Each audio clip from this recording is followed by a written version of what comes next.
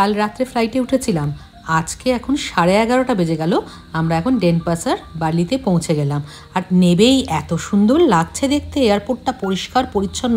এটা নাকি একটা ছোট দেশ, অথচ এই ছোট দেশের এয়ারপোর্টই এত সুন্দর সাজানো গোছানো, সত্যি শিক্ষণীয়।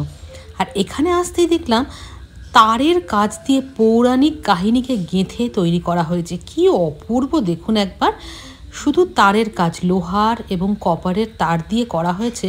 এখানে তো পুরাণটাই এখানে প্রধান, এবং তাই পুরাণকেই কি সুন্দর করে সাজিয়ে তোলা হয়েছে এয়ারপোর্টে। দেখে নিই, কারণ এরপরে কিন্তু অনেকটা টাইম লেগে যাবে।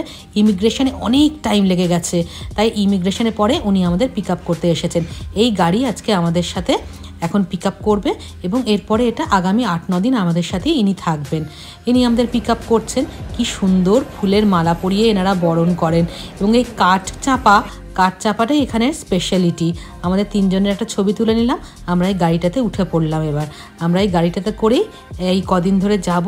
আর সারা রাস্তাতেই দেখছি পৌরাণিক কাহিনী। আমরা পৌঁছে গেছি আমাদের উইন্ডহ্যাম গার্ডেন কুটা, যে রিসর্টটা আমরা বুক করে রেখেছিলাম সেইটাতে পৌঁছে গিয়েছি। আর হোটেলটা দেখেই মনে হচ্ছে বেশ বড়।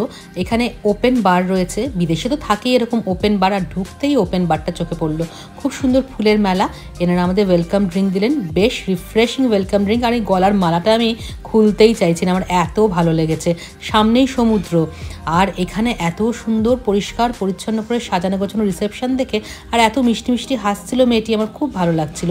চলুন রুমে যাই, চেক ইন করি, পরে আবার গল্প হবে।